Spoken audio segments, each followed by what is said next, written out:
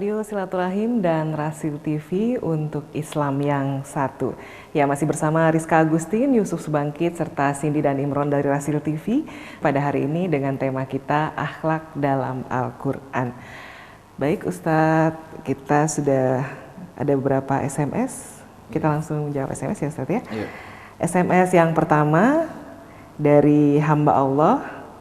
Assalamualaikum warahmatullahi wabarakatuh Ustadz. Waalaikumsalam warahmatullahi wabarakatuh. Maaf ralat Ustadz, Iqra termasuk fi'il amr atau kata perintah?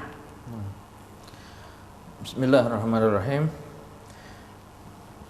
Iqra adalah fi'il amr, iya benar, itu adalah kata perintah. Ya, jadi itu adalah fi'il amr, fi'il madhinya yaitu dari qara'a, ya, kata asalnya qara'a yaqra'u qira'atan wa qur'anan, dan fi'il amrnya atau bentuk perintahnya iqra, ya, artinya bacalah. Nah ini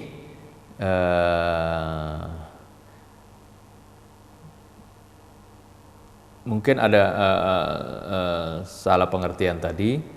Jadi dalam bentuk fi'ilnya ini dia fi'il amr, tapi jenis fi'ilnya ini disebut fi'il muta'addi, artinya fi'il yang memerlukan objek.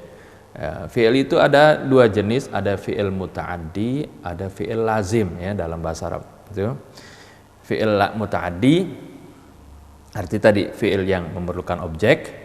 Kalau fi'il yang lazim, ya, itu yang tidak memerlukan objek. Seperti misalnya mata fulanun, ya.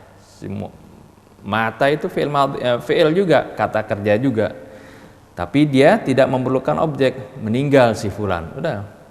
Atau nama fulanun tidur, ya, nama yanamu tidur, ya. Tidur si fulan atau ngatur si fulan, itu adalah kata-kata kerja yang disebut lazim yang tidak memerlukan objek. Tapi kalau kata seperti doroba, ya, akala, nadharos tadi seperti tadi, ya, juga qara'a, itu, ya, memerlukan objek, itu disebut fi'il muta'addi. Itu dari jenisnya, ya, jenisnya fi'il yang memerlukan objek, ya. Nadhara melihat, misalnya doroba memukul, pasti ada yang dipukul. Qatala membunuh, misalnya pasti ada yang dibunuh, kan, seperti itu. Itu arti ada objeknya, itu namanya fi'il muta'addi. Kalau dalam bentuk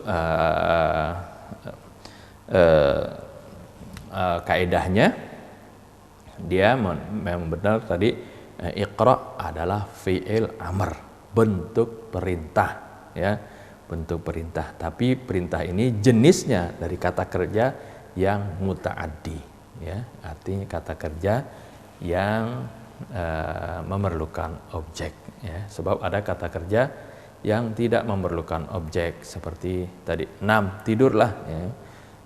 Mut, seperti matilah, kayak gitu, seperti itu, mata yang mutu, ya. Wallahu alam.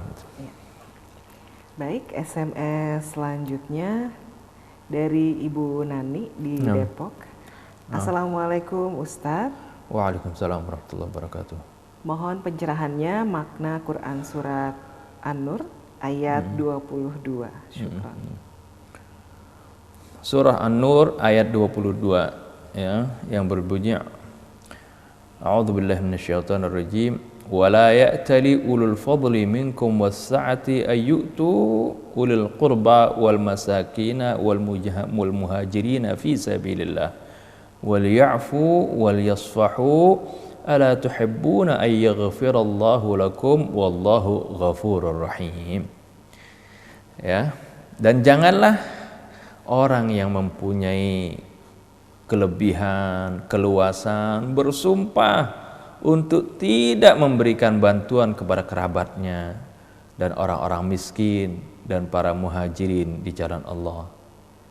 Wal yasfu wal yasfahu, hendaklah mereka memaafkan, ya, dan berlapang dada.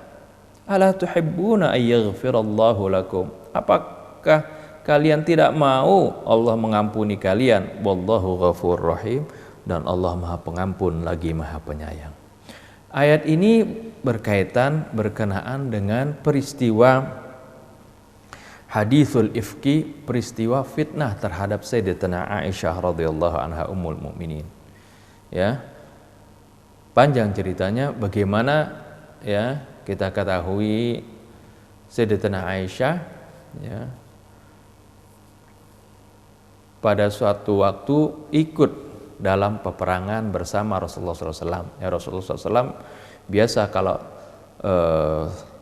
ingin pergi berperang, ya salah satu istrinya ada yang diajak, dan di ini biasanya diundi seperti itu. Ya, siapa yang akan mendampingi beliau? Nah, pada saat ini kebetulan yang mendampingi adalah Sayyidatina Aisyah radhiyallahu anha. Nah, setelah selesai peperangan, waktu kembali, ya, singgah di satu tempat istirahat. Ya. Setelah singgah, Sayyidatina Aisyah ya, ada keperluan untuk ke belakang. Ya. Setelah itu, setelah dia kembali, dia merasa kalungnya hilang. Ya. Sedangkan pada saat itu pasukan sedang bersiap-siap untuk berangkat, ya, meneruskan perjalanan untuk kembali. Sayyidatina Aisyah kemudian mencari-cari itu kalungnya. Setelah dia kembali ya, ke tempat yang tadi di mana orang-orang beristirahat, didapati di sana rombongan sudah berangkat semua. Ya, tandu tempat yang Sayyidatina Aisyah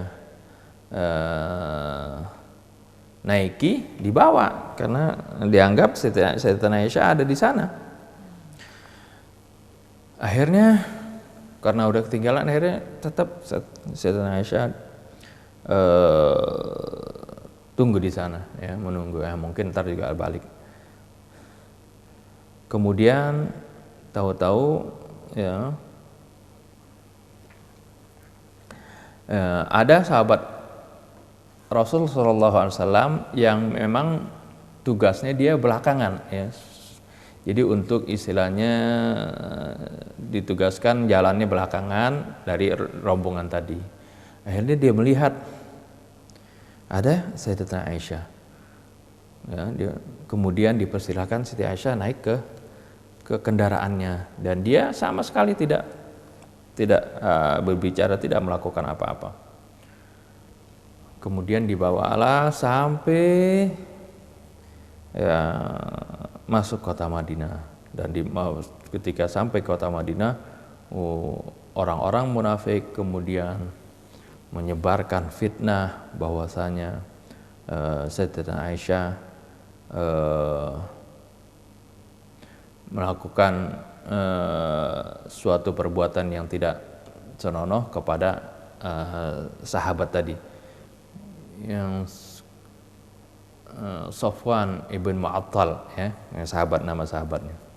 Terjadilah kemudian berita-berita bohong yang digembar-gemborkan oleh kaum munafik pada waktu itu, ya, sampai ya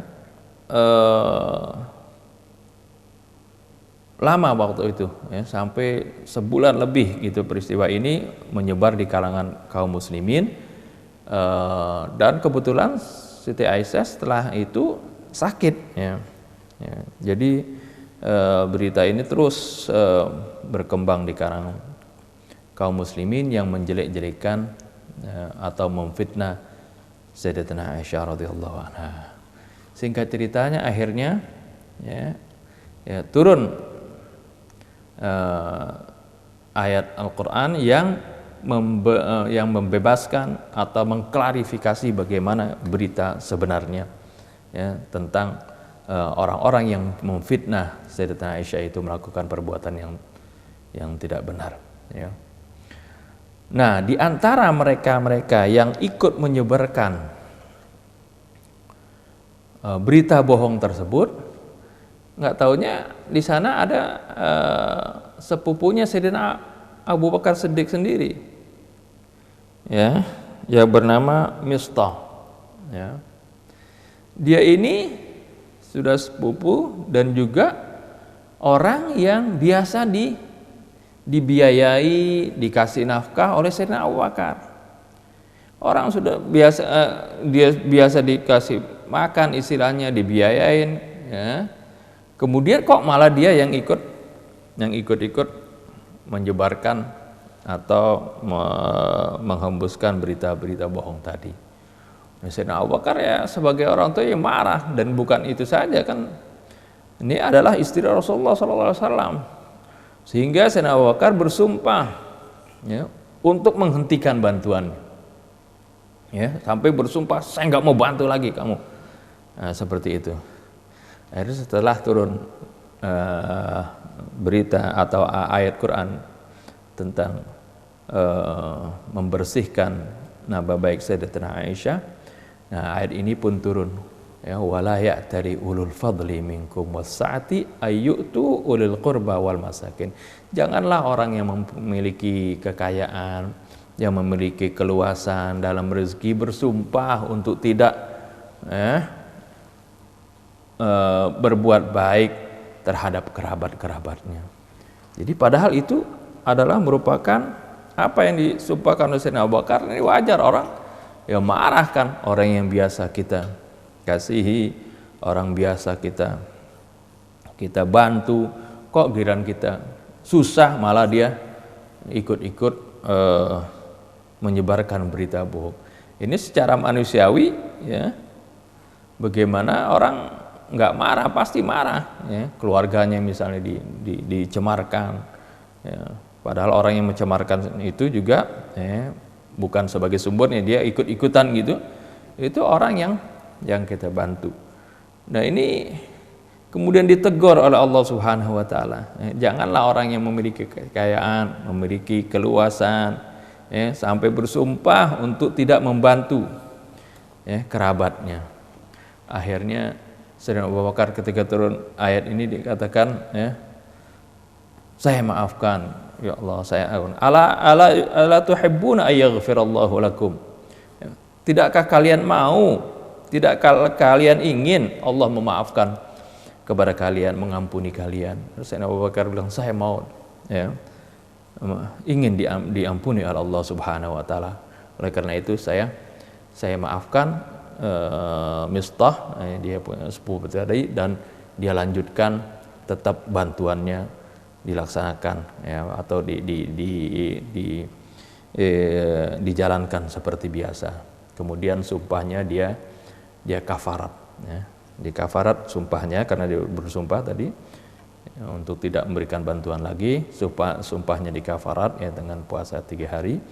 Kemudian bantuannya pun tetap lakukan. Ini menunjukkan bagaimana akhlak Al-Quran, ya, yang dipraktekkan langsung oleh para sahabat Nabi kita Muhammad SAW, terutama oleh Sayyidina Abu Bakar As-Siddiq radhiyallahu anhu, ya, memaafkan walaupun dia sendiri asalnya disakiti, ya, dijelek-jelekan keluarganya, yaitu anaknya sendiri, dan bahkan itu istri Rasulullah SAW, ya, sama enggak dia marah.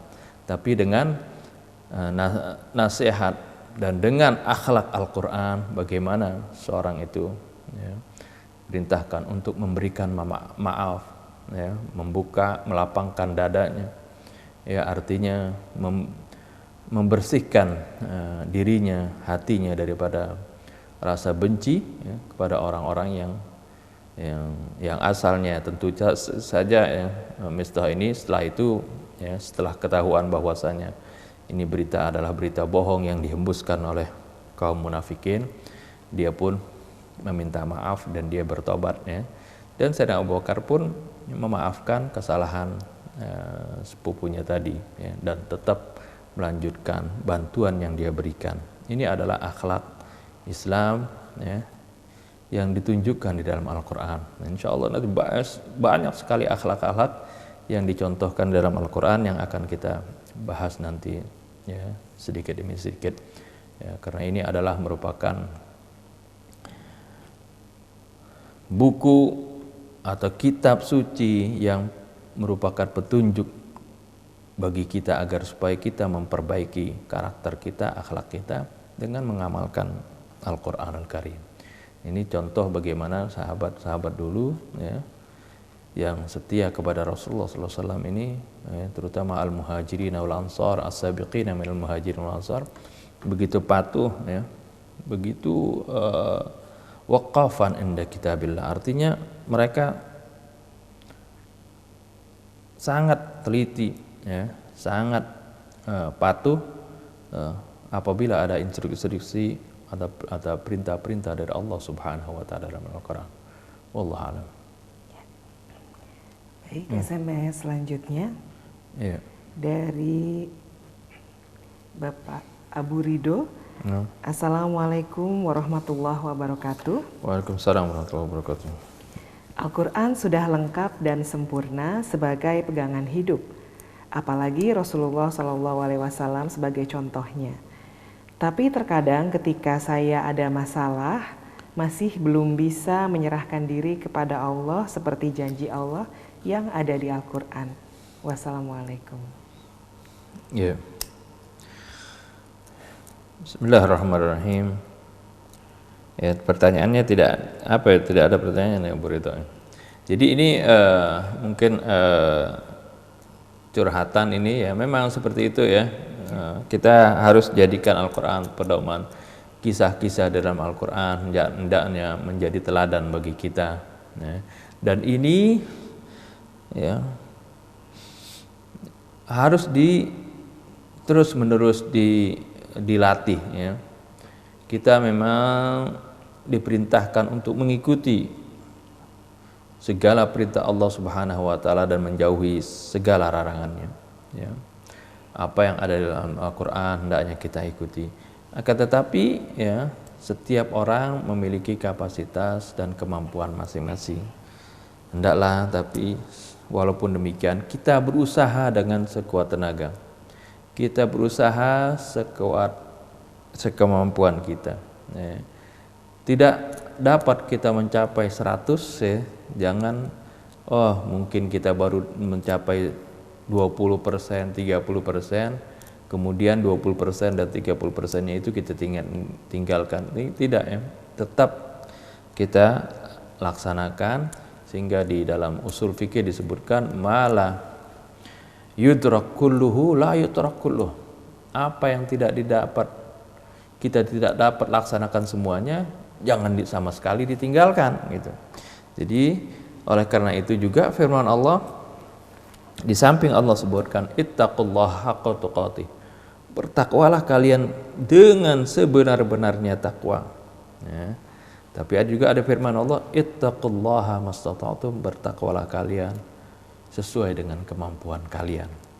Artinya kita laksanakan dengan sebenar-benarnya ya, tentunya dengan kapasitas kita masing-masing, dengan kemampuan dan kesanggupan kita masing-masing. Insya Allah dengan terus menerus kita akrab dengan Al-Quran dan kita memohon bantuan dari Allah, taufik dan hidayahnya, insya Allah kita bisa menjalankan ya. Allah a'lam.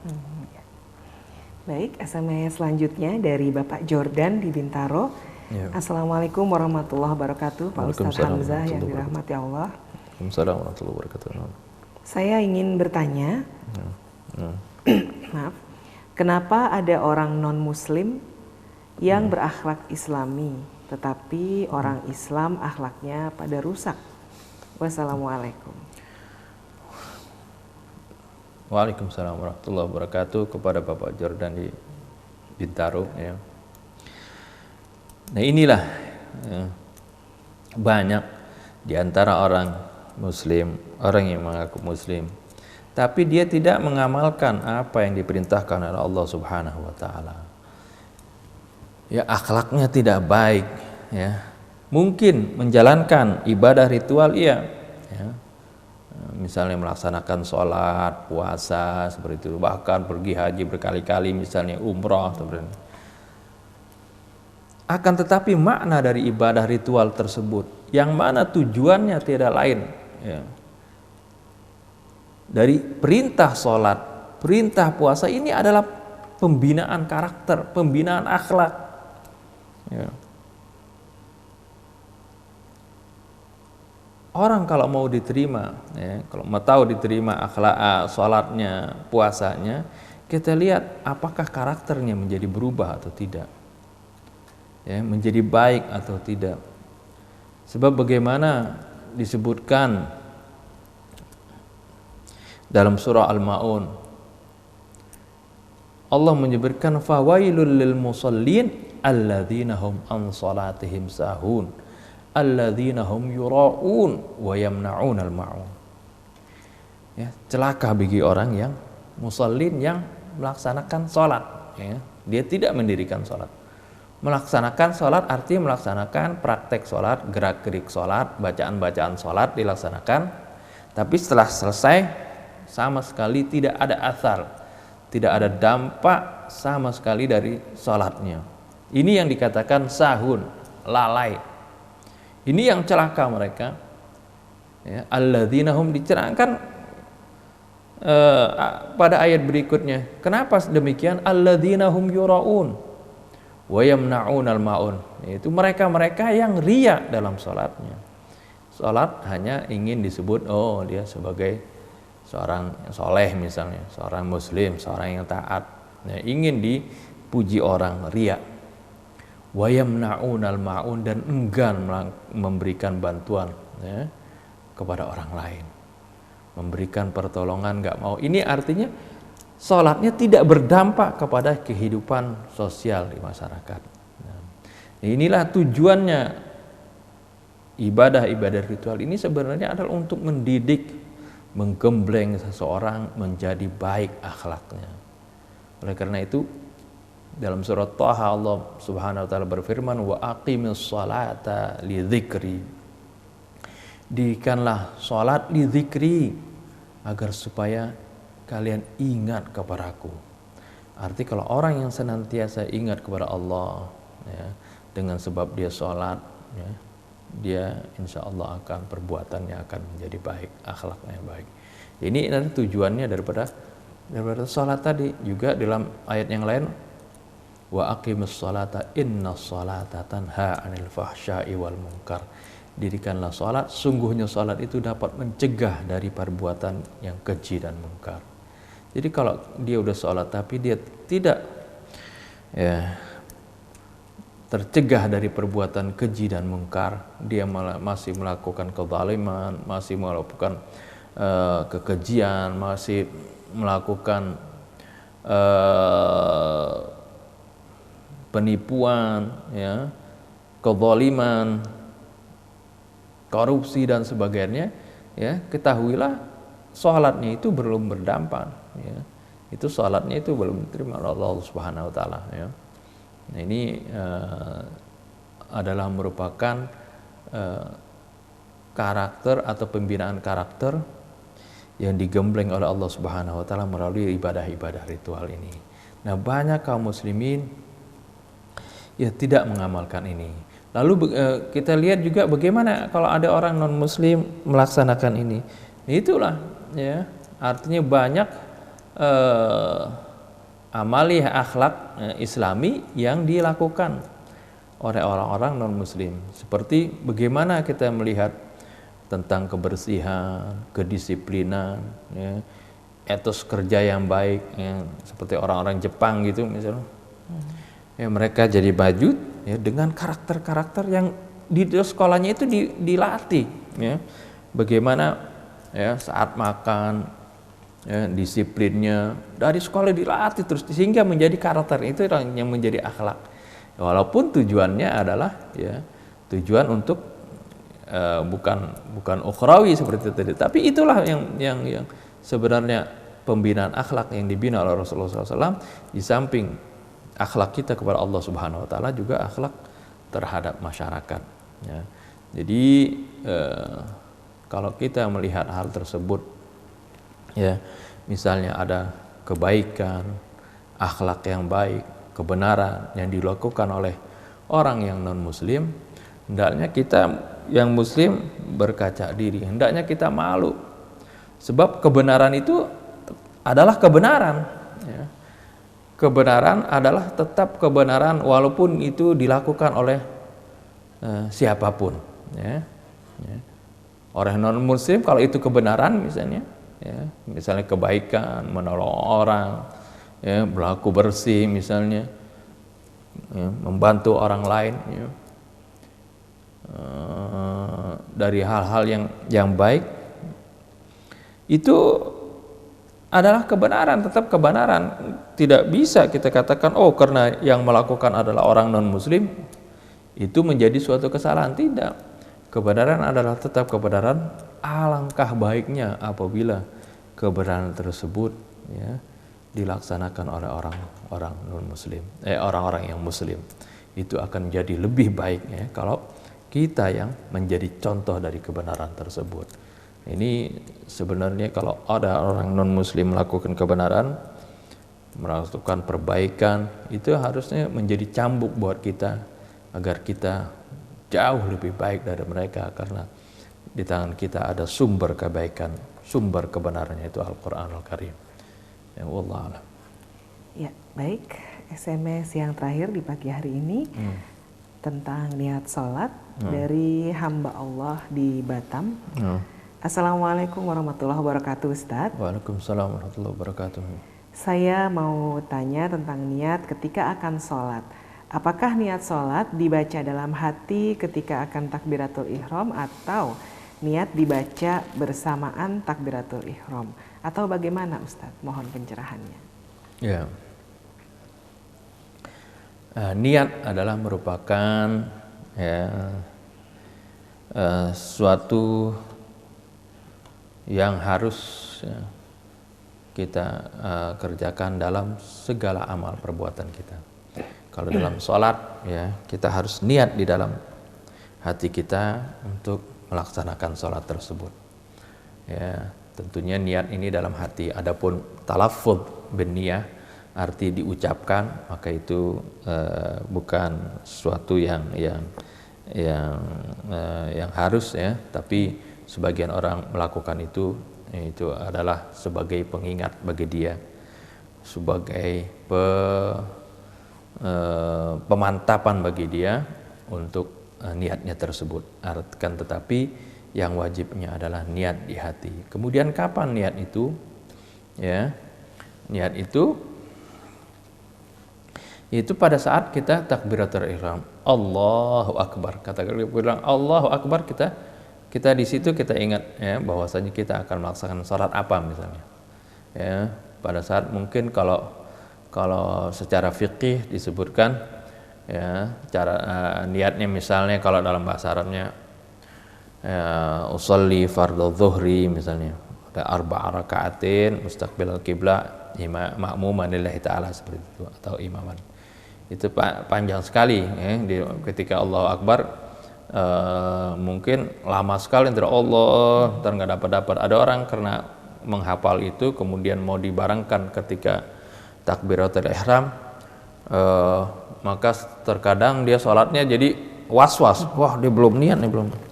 Ya, sebenarnya niatnya yang utama adalah pada saat dia takbiratul ihram, ya, ada 3 hal yang penting yang dia harus ingat saja, yaitu niatnya, niat sholat. Kedua, sholatnya sholat apa, ya, udah karena Allah Subhanahu Wa Taala, ya, atau di dalam kaidah fikih yaitu al-qasdu wat ta'yinu wal fardhiyah, ya, niat melakukan apa, ya, melakukan sholat, kemudian sholatnya sholat apa, ya, sholat fardu apa, atau sholat sunnah apa, gitu. Jadi misalnya ketika dia mengucapkan Allahu Akbar, cukup di dalam hatinya saya niat sholat misalnya fardu zuhur, sudah karena Allah. Ya, cukup seperti itu, ya, dalam jadi ketika dia takbiratul ihram, dia ingatnya sholatnya sholat apa. Jangan takbiratul ihram nggak tahu nih sholatnya apa, dia sholat asar, sholat subuh, dia harus ta'yin namanya, atau ditentukan. Jadi tempatnya, niatnya pada saat dia takbiratul ihram, maka di dalam hatinya diniatkan, aku niat sholat apa, zuhur, fardhu zuhur, ya. Atau misalnya dia niat qobliyah zuhur, ya, kalau dia lagi sholat qobliyah, ya, niatnya seperti itu. Dan qobliyah subuh, dalam hatinya seperti itu, ke niat sholat qobliyah subuh, cukup begitu. Nggak perlu misalnya dia dihafalkan seperti usolli fardhu dhuhri arba'a raka'atin mustaqbil qiblati, ya. Itu kalau dia ucapkan bisa seperti itu dalam sebelum sholat kan, sebelum dia takbiratul ihram dia baca itu, misalnya usolli fardhu dhuhri arba'a raka'atin mustaqbil qiblati ma'muman lillahi ta'ala, panjang sekali, baru Allahu Akbar. Nah, itu kalau talaffuz. Tapi kan ada yang nggak perlu talaffuz seperti itu, ya. Misalnya, tapi dia harus niatkan dalam hati. Nah, supaya tidak repot-repot, ketika dia takbiratul ihram cukup dibilang saya niat sholat apa, fardu atau sunnah, ya. Misalnya fardu zuhur atau sunnah qobliyah zuhur, seperti itu. Karena Allah Ta'ala, ya. Insya Allah bisa ketika Allahu Akbar, hati kita niat sholat apa gitu, ya. Allah alam itu. Ya. Baik Ustaz, tadi itu SMS yang terakhir di pagi hari ini, silakan untuk kesimpulannya. Ya, dari apa yang telah kita sampaikan tadi, pentingnya akhlak ini dalam pribadian kita maupun dalam kita bermasyarakat, karena ini adalah merupakan tujuan daripada diutusnya Nabi kita Muhammad SAW, yaitu pembinaan akhlak kepada Allah Subhanahu wa Ta'ala, dan juga akhlak terhadap semua manusia, dan juga akhlak kepada makhluk-makhluk Allah. Insya Allah nanti akan kita bahas satu persatu, ya, kita merenungi firman-firman Allah yang dalam Al-Quranul Karim, dan juga contoh dari sunnah-sunnah Rasulullah SAW, ya, akan kita terangkan lebih jauh. Ini saja yang dapat saya sampaikan. Billahi taufiq wal hidayah. Wassalamualaikum warahmatullahi wabarakatuh. Waalaikumsalam warahmatullahi wabarakatuh. Ikhwan dan akhwat, alhamdulillah demikian tadi acara kajian pagi pada hari ini. Terima kasih kepada Ustadz Hamzah Alatos yang telah membagi ilmunya di pagi hari ini. Dan juga terima kasih kepada ikhwan dan akhwat yang telah setia mendengarkan, menyimak, dan berpartisipasi. Kami mohon maaf karena tidak semua SMS dapat dibacakan karena keterbatasan waktu, ya. Baik, saya Rizka Agustin, Yusuf Subangkit, serta Cindy dan Imron dari Rasil TV mohon pamit. Mohon dimaafkan segala kekhilafan dan kekurangan. Subhanakallahumma wa bihamdik, asyhadu an la ilaha illa anta, astaghfiruka wa atubu ilaik. Wassalamualaikum warahmatullahi wabarakatuh.